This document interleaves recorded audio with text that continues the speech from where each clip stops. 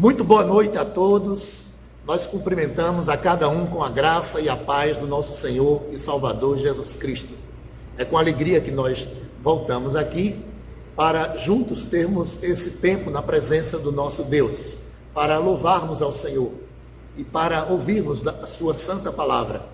Eu gostaria de lembrá-los para sempre compartilharem os vídeos e sempre estarem curtindo.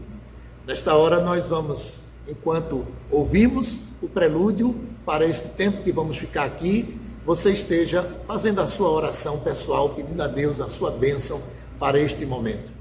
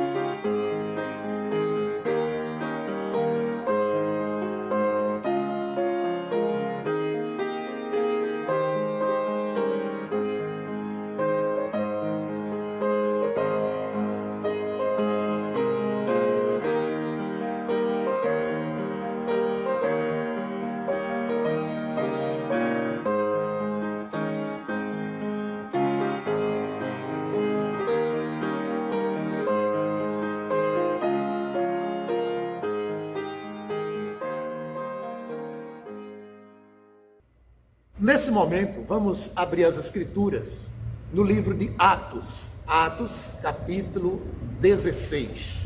A passagem que trata acerca da prisão do apóstolo Paulo, junto com seu companheiro Silas, por estarem pregando o Evangelho. Nós vamos ler esse texto agora a partir do versículo 25. Veja o que nos diz a palavra do Senhor. Por volta da meia-noite, Paulo e Silas oravam e cantavam louvores a Deus. E os demais companheiros de prisão escutavam. De repente, sobreveio tamanho terremoto que sacudiu os alicerces da prisão, abriram-se todas as portas e soltaram-se as cadeias de todos. O carcereiro despertou do sono e, vendo abertas as portas do cárcere, puxando da espada, ia suicidar-se, supondo que os presos tivessem fugido. Mas Paulo bradou em alta voz: não te faças nenhum mal, que todos aqui estamos. Então o carcereiro, tendo pedido uma luz, entrou precipitadamente e trêmulo, prostrou-se diante de Paulo e Silas. Depois, trazendo-os para fora, disse: Senhores, que devo fazer para que seja salvo? Responderam-lhe: crê no Senhor Jesus e serás salvo, tu e a tua casa. E lhe pregaram a palavra de Deus e a todos os de sua casa, naquela mesma hora da noite, cuidando deles. Lavou-lhe os vergões dos açoites. A seguir foi ele batizado e todos os seus. Então, levando-os para a sua própria casa, lhes pôs a mesa e com todos os seus manifestava grande alegria por terem crido em Deus. E o verso 40 nos diz: tendo-se retirado do cárcere, dirigiram-se para a casa de Lídia, e vendo os irmãos, os confortaram, então partiram. Essa passagem fala de dois homens de Deus, num momento difícil de sua vida, estavam orando e louvando, cantando hinos ao Senhor. Nós estamos também passando momentos difíceis, mas nem por isso deixaremos de adorar ao nosso Deus. Vamos louvá-lo nesse instante, cantando um dos hinos mais preciosos do nosso hinário, o hino 135 do cantor cristão, o hino Louvor. É um tributo também à Trindade. Louvor ao Pai, louvor ao Filho e louvor ao Espírito Santo, a família divina que por graça nos introduziu também nesta família. Somos filhos de Deus por meio do nosso Senhor e Salvador Jesus Cristo. Cantemos, pois, com muito entusiasmo.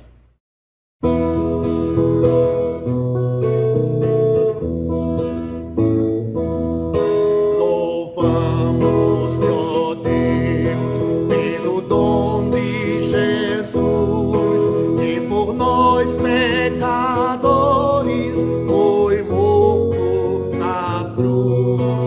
Aleluia, toda glória te rendemos sem fim. Aleluia, tua graça imploramos, amém. Louvamos-te, ó Deus, e ao teu Filho de amor, que foi morto, mas vive, Supremo Senhor. Aleluia, toda glória te rendemos sem fim. Aleluia, tua graça imploramos, amém. Louvamos-te, ó Deus, pelo Espírito luz, que nos tira das trevas e a Cristo conduz. Aleluia, toda glória te rendemos sem fim. Aleluia, tua graça imploramos, amém. Ó, vem nos encher de celeste fervor e fazer-nos fruir teu afável amor. Aleluia, toda glória te rendemos sem fim. Aleluia, tua graça imploramos, amém. E agora, ao som do instrumental, estejamos colocando as nossas vidas no altar do Senhor nesse instante, um momento de oração, pedindo a graça, a misericórdia, o perdão do Senhor por nossos pecados, por palavras, por pensamentos, por atitudes, por omissões. Orarmos ao Senhor que Ele possa compadecer-se de cada um de nós, de nossas famílias, perdoando os nossos pecados, restaurando as nossas vidas. Cada um fazendo a sua oração em silêncio, individualmente.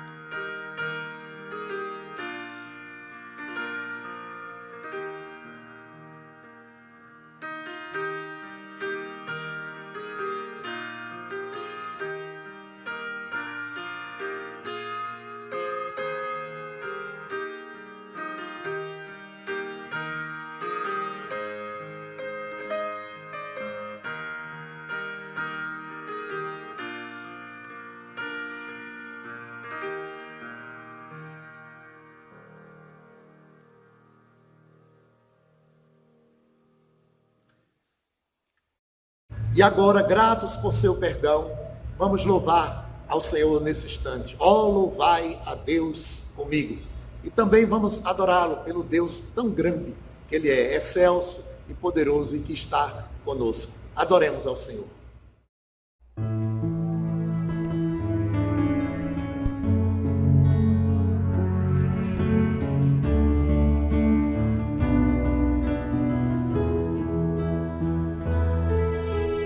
Oh, louvai a Deus comigo,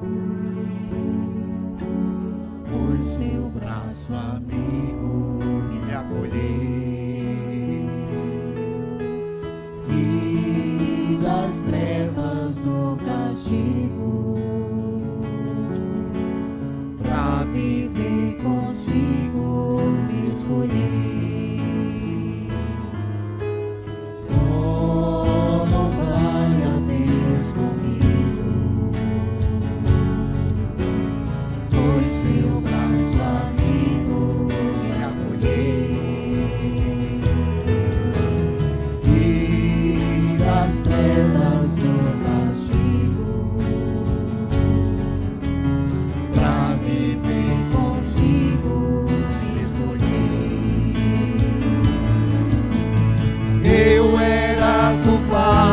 Meu pecado Ele apagou, minha triste sorte, minha morte Ele provou, e por isso eu declaro em clara e alto som: ó, provai e vede que Ele é bom. Eu era culpado e meu pecado Ele apagou.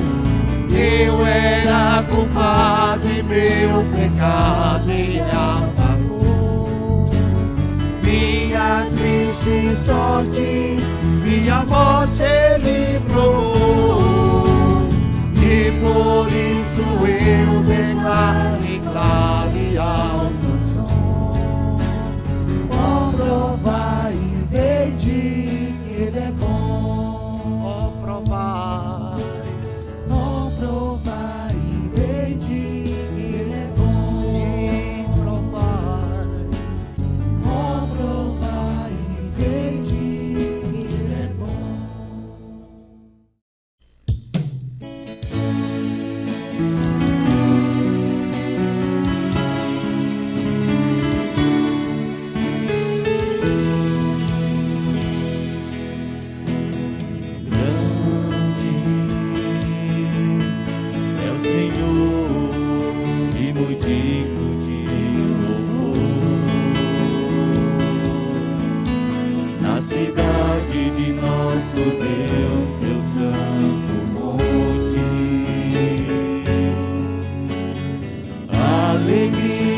De toda a terra,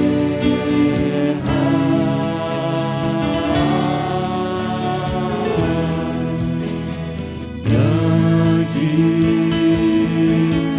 é o Senhor em quem nós temos a vitória,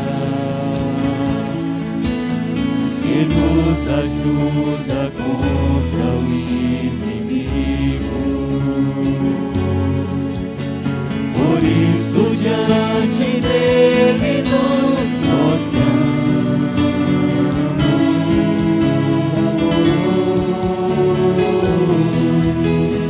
queremos o teu nome engrandecer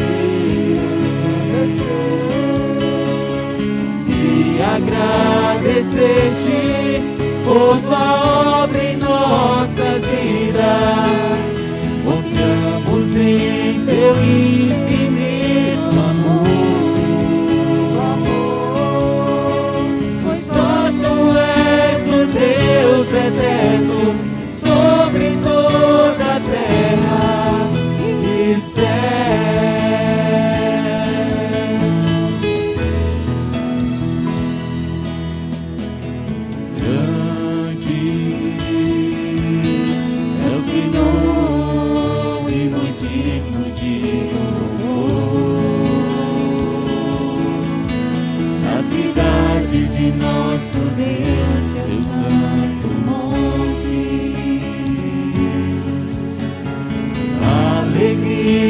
de toda a terra.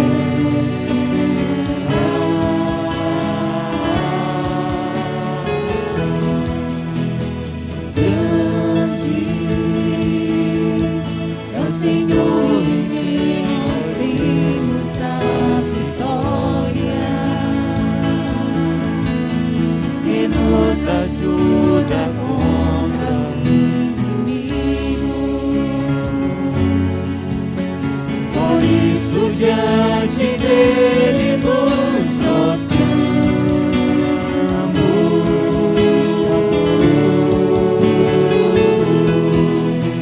Queremos o teu nome engrandecer e agradecer-te por tua obra em nossas vidas. Confiamos em teu infinito amor, pois só tu és o Deus eterno sobre toda a terra e céu.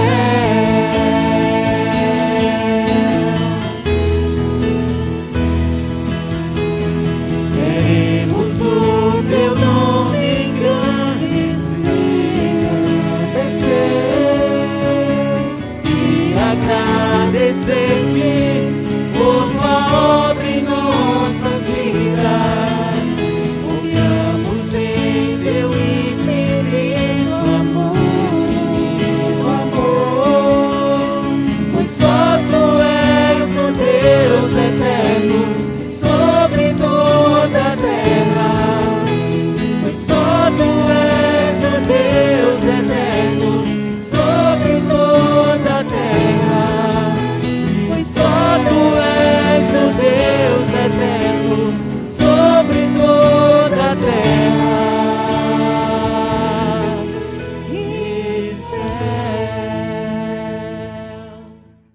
Tenhamos agora o nosso momento de oração. Enquanto você escuta um instrumental, esteja aí com sua família ou se sozinho estiver, orando ao Senhor. É um momento de oração de gratidão, oração também intercessória, pedindo a Deus a sua compaixão e graça pela sua família, por todas as famílias, pela situação do nosso país que vive essa pandemia, bem como as outras nações, por tudo aquilo que Deus colocar agora no seu coração para orar nesse instante. Não se apresse, esteja orando nesse momento em casa.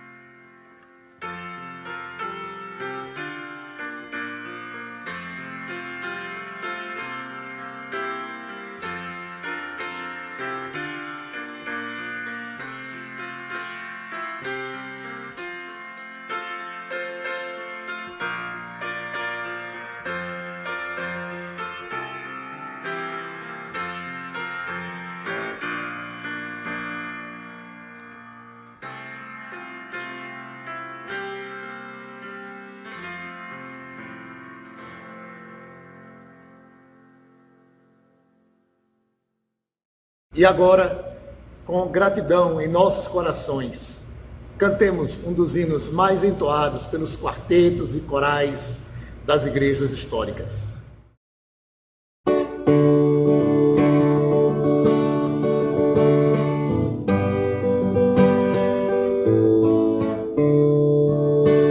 Oh, quanto desejo te amar, meu Senhor, cantar com voz alta, Jesus, teu louvor, e como eu quiser exaltar-te sem fim, porque tu morreste na cruz para mim. Se mais eu puder, sem Jesus confiar, se mais eu puder, se meu Deus te louvar, oh, quanto desejo melhor te cantar, com alma humilhada, Jesus, te adorar, renego os prazeres da vida de aqui, pois gozo perfeito eu terei só em ti. Se mais eu puder, sem Jesus confiar, se mais eu puder, se meu Deus te louvar, oh, quanto desejo melhor te louvar, com justo entusiasmo, Jesus, te exaltar, oh, toma, te peço, teu vil coração, que humilde te entrego em grata oração. Se mais eu puder, sem Jesus confiar, se mais eu puder, se meu Deus te louvar, se mais eu puder, sem Jesus confiar, se mais eu puder, se meu Deus te louvar. Vocês devem ter percebido a mudança do cenário, uma pequena mudança. Eu resolvi sentar para ter uma conversa mais informal com vocês, ao invés de uma exposição bíblica, de um sermão. Eu queria conversar sobre um tema muito importante, que é inimigos da família. O casamento é uma coisa muito séria. Desde o princípio da criação, quando os nossos primeiros pais desobedeceram, quando da entrada do pecado no mundo, a família vem sendo atacada. Nos últimos tempos, tem surgido movimentos de desconstrução da família seríssimos, encontrado apoio na política, e como filhos de Deus, nós temos que buscar no Senhor a sabedoria para vivermos nesses dias tão difíceis. Sempre que um casal de jovens nos procura em relação à pretensão de se casarem, eu digo a eles que o casamento é a união de dois pecadores e não de dois santos. Por isso, não existe casamento perfeito. Não existe casamento paz e amor, simplesmente. Às vezes, se um casal não tem contrariedade, é porque a superficialidade tem se manifestado. Não tem sido tão verdadeiros um com o outro. Porque quando as verdades são ditas, né, as diferenças se manifestam, é comum que venham algumas crises. No entanto, precisamos ter sabedoria para tratar dos problemas que surgem no casamento. Mas o casamento tem muitos inimigos. Eu digo também ao casal que me procura, se eles já brigaram alguma vez, no período de namoro, noivado, eles dizem, não, nós nunca brigamos. Às vezes essa é a resposta que recebo. Eu digo, então procurem brigar, antes de se casarem, para saberem como é. Isso é uma maneira descontraída de falar que haverá dificuldades no casamento. E nós precisamos de muita sabedoria da parte de Deus para levar um casamento adiante. Eu sei que tem muitos irmãos, muitas irmãs que têm histórias difíceis de casamento. Alguns que já se acabaram, outros que vivem em crise permanente. Eu sei que é muito difícil, mas espero que Deus abençoe a cada um, até mesmo aquele que já não tem mais a sua união conjugal, pode aprender e estar conversando com outras pessoas, ajudando. Essa semana eu li que o pastor Oshen, ele fez uma afirmação que não gostaria que sua esposa participasse de eventos, de congressos de mulheres, cujo o tom seria, se a vida te der um limão, faça uma limonada. Ou seja, ele queria fazer uma crítica, imagino, a congresso ao estilo apenas de autoajuda. Ele afirma que gostaria que sua esposa participasse de eventos, de congresso, onde a fundamentação sólida seja a santa palavra de Deus. E é necessário um firme alicerce para a família, que é a palavra do Senhor. Eu reconheço a minha limitação para falar desse assunto, porque eu não tenho uma família perfeita.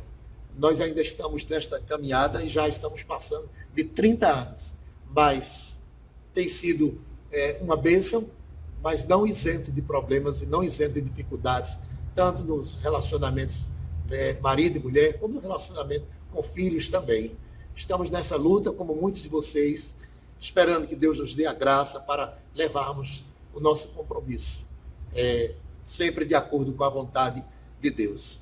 Em relação a essa questão de inimigos da família, eu queria destacar alguns nessa noite aqui.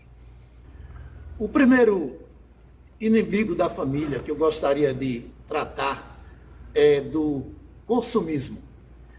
Um cardiologista lá de São Paulo e também conselheiro cristão esteve falando sobre esse assunto recentemente. Eu achei muito interessante, fiz algumas anotações de coisas que ele falou.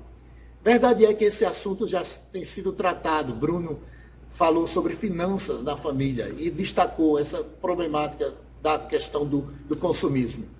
A palavra do Senhor, meus amados irmãos, declara em 1 Timóteo capítulo 6, versículo 7 em diante, vocês conhecem a passagem. Paulo diz que uma coisa é certa, que nada trouxemos para este mundo e nada daqui levaremos. Mostrando ele a necessidade que nós temos de ter um certo contentamento com aquilo que Deus nos tem dado e evitarmos gastar de forma errada, sermos tão somente consumistas. Muitas vezes nós adquirimos coisas que nunca vamos usar. Eu já ouvi falar de pessoas que têm mais de 1000 pares de sapatos. Coleção de carros. Nunca irão utilizar esses carros, mas tão somente aquela ideia de consumir, o prazer de ter, mesmo que não vá usar. Há pessoas que não aguentam, não é, fazer dar uma volta no shopping center, dar uma volta no comércio da cidade e tem que trazer alguma coisa, mesmo que não vá usar. Não apenas coisas grandes, mas coisas pequenas. Há pessoas que têm uma montanha de livros que vai morrer e não vai ler. Inclusive, eu lembro muito bem um livro que tinha um dos capítulos de um livro, o livro é Põe a Ordem em Seu Mundo Interior. Um dos capítulos desse livro é Que Tristeza é um livro que não foi lido. Então, ocorre também isso, não é? Então, tem pessoas que compram um monte de coisa que nunca vai usar. Eu posso confessar a vocês, eu acabei comprando uma maquinazinha de fazer café, porque é aquele café forte, expresso, que você vai encontrar, às vezes, em shopping center e outros locais assim. Sempre que eu tenho oportunidade, eu tomo um cafezinho daquele. É uma vez na vida. E eu, passando numa loja, vi uma promoção de uma máquina de fazer esse tipo de café, custava R$100 e tantos. Eu digo, mas o preço é até bom. Eu comprei, já tem alguns anos, não sei se eu usei 2 vezes. Então, vai acontecer de nós, às vezes, comprarmos coisas e nunca vamos usar. E nesses dias de pandemia, segundo informações que nós temos, cresceu o consumismo. Embora esteja havendo uma crise no comércio, esteja havendo desemprego, há alguns setores que cresceram muito, essas vendas online cresceram bastante. As pessoas estão consumindo muito. E por que isso acontece? Porque não estamos simplesmente contentes com aquilo que muitas vezes nos é suficiente, nos dado pelo nosso Deus, diferentemente de Paulo, quando declarou na carta aos Filipenses: aprendi a viver contente em toda e qualquer situação. Às vezes os problemas dentro do casamento, problemas dos relacionamentos conjugais, problemas de relacionamento com filhos, se dá principalmente por causa dessa gastança excessiva, por causa do consumismo. Tem pessoas que só se satisfazem se vestirem roupas de grife, roupas caras, tem que ter aparelho celular caro, e assim o consumismo vai levando muitas pessoas para apertos financeiros e acaba trazendo sérios problemas para a família. E é preciso atentar que, como crentes em Cristo Jesus, nós temos responsabilidade com a igreja local, com o reino de Deus de uma forma geral. E a Bíblia diz: buscai a Deus em primeiro lugar, as demais coisas vos serão acrescentadas. Tenha muito cuidado. Paulo disse que a gente pede e não recebe porque a gente pede mal, pede para gastar com nossos deleites e prazeres. Então, o consumismo precisa ser considerado um problema sério, precisamos tratar disso. Outro inimigo sério que tem causado uma tragédia no seio das famílias é a questão do ciúme. Sempre que jovens nos procuram com pretensões de se unirem em casamento, eu pergunto se há ciúme no relacionamento. Se a resposta for positiva, então eu não faço o casamento. Eu digo: vocês devem esperar mais se querem que eu faça o casamento, porque eu sei da importância de que as pessoas devem se unir em plena confiança um do outro. Não pode haver essa questão de ciúme. A Bíblia fala seriamente sobre ciúme. Veja Cantares, por exemplo, de Salomão, lá no livro de Cantares. Cantares é depois de Provérbios, lá no capítulo 8 de Cantares. Veja o que está escrito no versículo 6.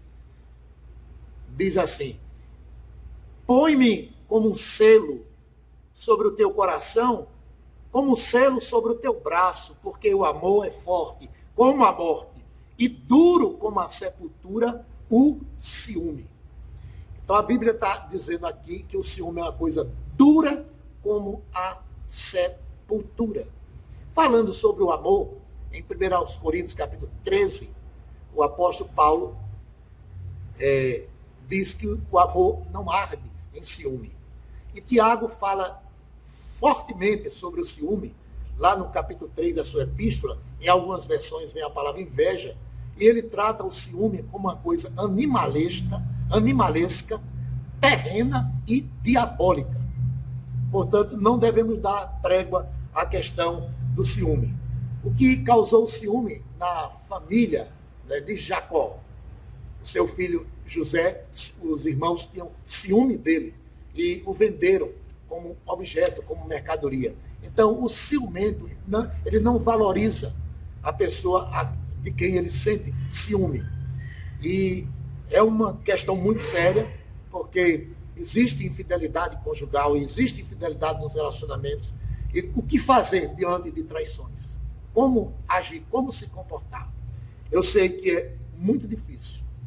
Jesus, ele nos ensinou sobre divórcio.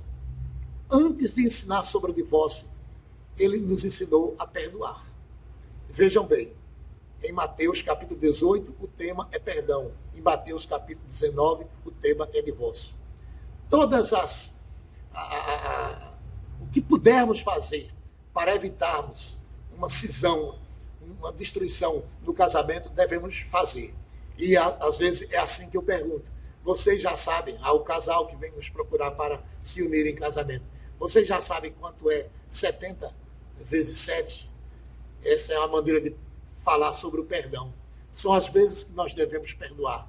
Mas o Senhor Jesus não estava querendo falar de uma conta literalmente, ou seja, ele queria dizer que devemos estar sempre dispostos a perdoar. E não existe capacidade nem em mim, nem em você, naturalmente, de perdoar. A nossa capacidade é de irar, é de sentir raiva, é de sentir até ódio. A capacidade de amar, a capacidade de perdoar, ela vem da parte de Deus para cada um de nós. Sei certamente, muitos de vocês, têm histórias difíceis na vida e às vezes vem a tentação para ciumar. A palavra do Senhor nos diz que o Espírito Santo de Deus, o nosso Deus, ele sente ciúme de nós. Mas como é um ciúme, vamos dizer, do ponto de vista bíblico? O ciúme que o Senhor tem por nós é um zelo, é um cuidado, não é uma desconfiança, até porque ele já nos conhece. Então, um dos cônjuges vai viajar, há uma maneira de manifestar o ciúme sadio. Então, aquele que fica, né, aquele que vai também deve fazer a oração nesse sentido. Mas quem fica, né, vamos dar um exemplo, o marido viajou, o que deve fazer a esposa? Ajoelhar-se diante do Senhor. Senhor, seja gracioso com meu marido, sustente ele. Ele é um homem, ele é um pecador, ele tem toda a capacidade de cair em tentação. Por favor, Senhor, por sua graça e sua misericórdia, ajude ele, o fortaleça. Esse é o ciúme bíblico, é um ciúme de zelo, é um ciúme de cuidado, é um ciúme que o Senhor também tem pelos seus. Ele zela pelos aqueles que são seus. Então, tenha muito cuidado com essa questão de ciúme, porque isso é muito destruidor. Há muitos anos atrás, eu li um livro Antes e Depois do Sim, do pastor Samuel Barreto, Primeira Igreja Batista de Itabuna, veterano, pastor já aposentado, e ele tratava desse assunto inimigos da família. Ele destacava também coisas passadas como um terrível inimigo das famílias. Sempre havendo uma dificuldade dos relacionamentos conjugais, as pessoas trazendo à memória fatos antigos, fatos do passado, fatos talvez até antes do casamento, fatos do princípio do casamento, e ele diz que isso realmente é uma coisa muito prejudicial. A palavra do Senhor, eu quero tomar emprestado uma palavra de Paulo em Filipenses, quando ele diz, esquecendo as coisas que para trás ficam. Não é nesse contexto de relacionamento, do tratamento de pessoas, alguma coisa que no passado feriu ou não a pessoa. Não, é no outro sentido que Paulo está falando, no sentido de renunciar às suas tradições religiosas, o seu orgulho espiritual. Mas aqui eu quero colocar nessa questão, esquecer as coisas que para trás ficam, as coisas passadas. Experiências desagradáveis que às vezes as pessoas não resolveram, não foi um perdão eficaz exercido, então traz sérios prejuízos. Então precisa reavaliar essa questão. Precisamos perdoar de fato. As pessoas que não perdoam, elas ficam deprimidas. E elas também trazem dificuldades para aquele que muitas vezes precisa desse perdão. Isso não é exercido, isso vem à tona sempre que há uma crise e nunca ajuda, só atrapalha. Eu já vi relatos de pessoas que se vingaram de outras por questões que já fazia dezenas e dezenas de anos. Então, nunca esqueceram aquela questão e que acaba trazendo um grande prejuízo. E no casamento não é diferente. Você deve ter, certamente, lembranças amargas de algumas coisas que aconteceram no seu relacionamento conjugal e pode, às vezes, em momentos de discordância, em momentos de conversa, de atrito, trazer à tona, e isso só traz prejuízo. É um inimigo terrível da família. Esquecendo as coisas que para trás ficam. É preciso perdoar. Pedir a graça do Senhor para se contar uma nova história. Então, são inimigos da família. Essa questão do consumismo, essa questão do ciúme, essa questão das coisas passadas. E eu queria tratar agora daquilo que o pastor Samuel chama de sociopatia do poder. Ou seja, o autoritarismo. Pessoas que têm uma personalidade muito dura.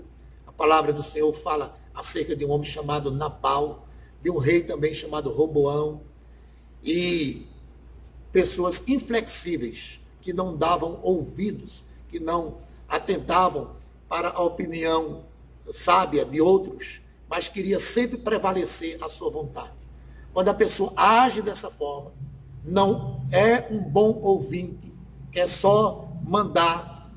Quem é amigo dele é quem concorda com ele. Se discorda com aquilo que ele diz, ele já o tem na conta de um inimigo.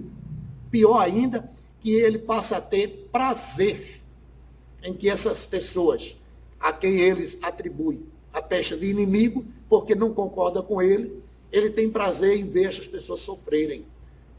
É muito triste isso. Isso dentro de um relacionamento conjugal, então, é uma coisa muito amarga. Ele não é um bom ouvinte, mas ele não reconhece isso. Normalmente as pessoas assim não têm um pingo de humildade para reconhecer, para enxergar a situação real e viver com uma pessoa assim. É algo muito difícil. Se você tem um cônjuge assim, autoritário, né? Chama a psicopatia do poder, que é fazer prevalecer, nunca se dobra, nunca se humilha, sempre quer que a vontade dele seja feita, e se não for feita, você já é inimigo dele. É difícil relacionar-se. É preciso orar, pedir graça a Deus, sabedoria, como agir diante de uma situação dessa. E eu já contei várias vezes na igreja a experiência que o pastor Samuel conta de uma irmã que, quando estava saindo para a igreja, dia de domingo, escola dominical, vê o marido chegar com um amigo dele em casa, depois de passar a noitada toda nas farras. Ele chega com um galo debaixo do braço, um galo mesmo. Na hora que a irmã ia para a igreja, ele disse: mulher, você agora vai cozinhar esse galo para nós dois.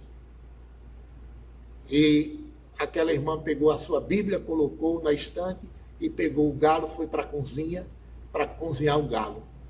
O amigo daquele homem, quando viu isso, ele disse: olha, meu compadre, se fosse a minha esposa, ela ia mandar eu cozinhar esse galo lá nos quintos do inferno. Que mulher especial você tem. Aquele homem, à tarde, a sua esposa conversou com ele e o convidou para ir para a igreja. É o seu marido. E ele, tocado por aquela palavra que ouviu do seu companheiro de farra, admirando o exemplo da sua esposa, ele se sensibilizou e foi para a igreja. E ele encerra essa história dizendo que aquele homem conheceu o evangelho naquela noite e foi convertido ao Senhor. E aquela irmã ficou conhecida como a irmã que ganhou o marido cozinhando galo. Às vezes a gente tem que cozinhar galo, em outras palavras, não é? Para quebrantar o coração de algumas pessoas. Mas o psicopata do poder é terrível. Que o Senhor dê sabedoria a quem convive com pessoas assim tão autoritárias, porque isso é um inimigo terrível da família. O quinto inimigo que eu gostaria de destacar, inimigo da família, é a ira pecaminosa. A palavra do Senhor em Eclesiastes, capítulo 7, você pode abrir no livro de Eclesiastes, depois de Provérbios. Nós temos Salmos, Provérbios, então Eclesiastes, capítulo 7, no versículo 9, está escrito: não te apresses em irar-te, porque a ira se abriga no íntimo dos insensatos, ou seja, dos tolos imprudentes. Então, a palavra do Senhor fala acerca da questão da ira. Existe a ira pecaminosa, existe a ira limitada, que não é pecaminosa, uma reação natural, mas deve ser comedida e deve ser temperada e deve também ser abafada com a graça de Deus, porque isso crescendo vira uma raiz de amargura terrível, muito difícil, contamina completamente. É preciso arrancá-la o quanto antes. E eu gostaria de dizer que a palavra do Senhor até nos diz que o nosso Deus se ira. Agora, a ira de Deus é uma ira santa por conta do pecado. Ele é um Deus zeloso.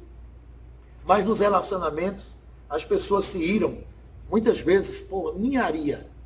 Às vezes, pela programação da TV. Alguns querem assistir uma coisa, outros querem assistir outra. Às vezes pela questão da comida.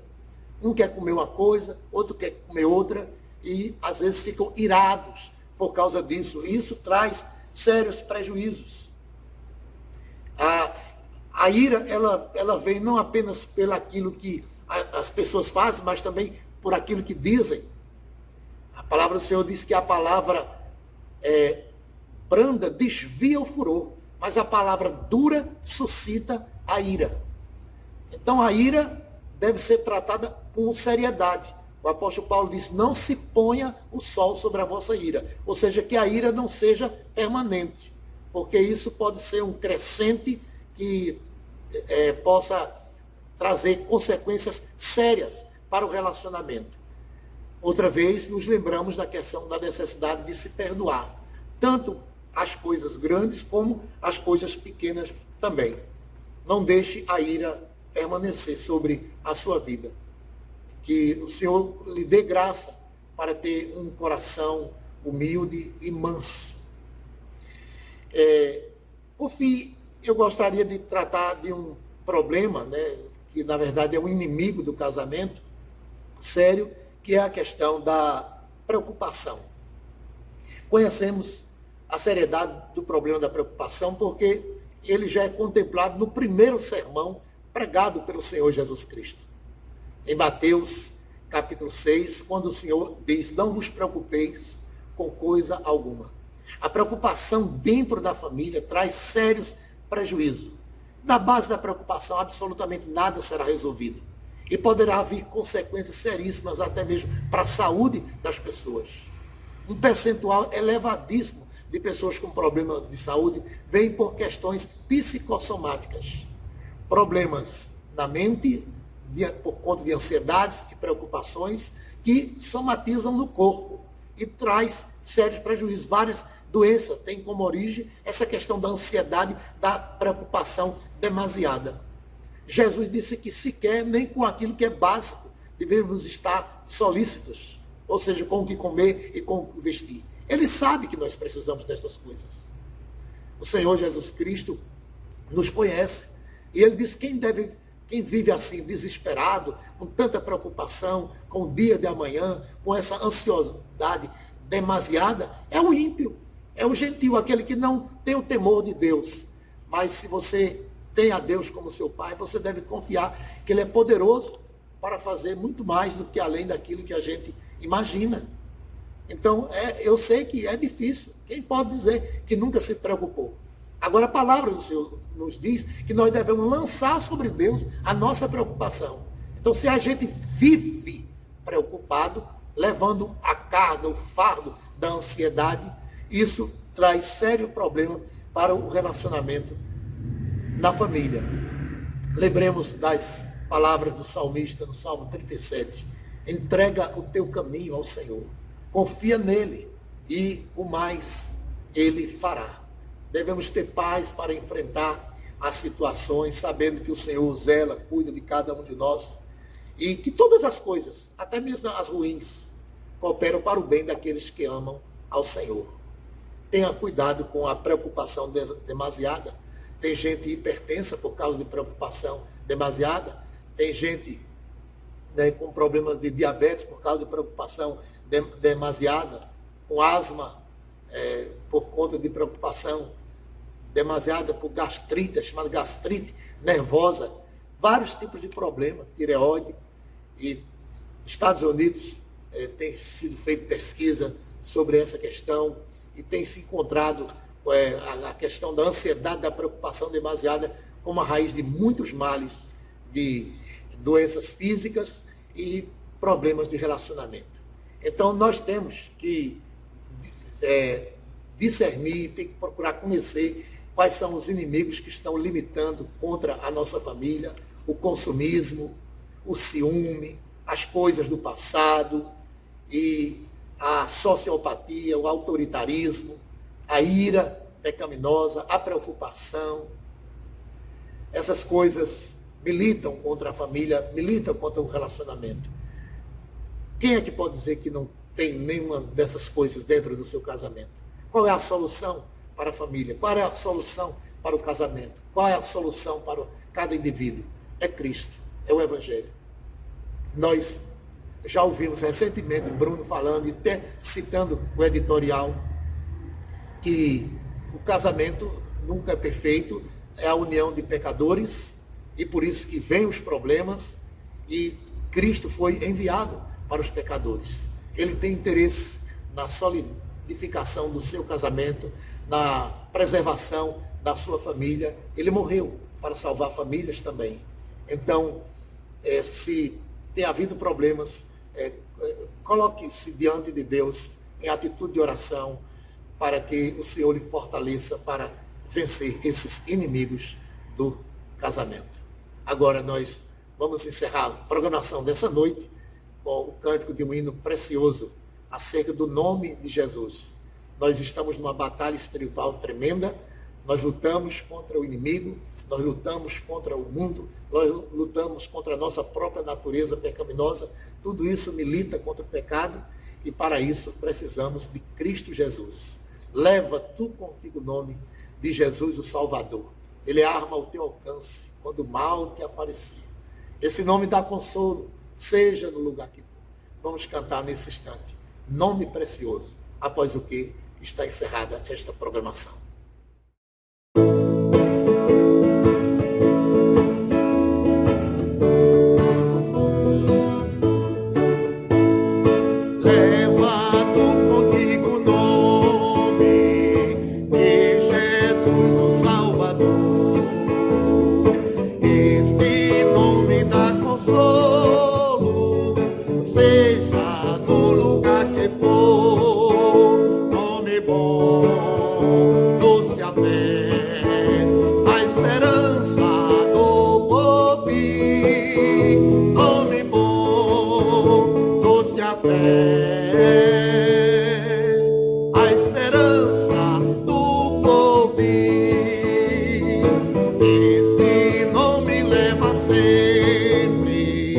Para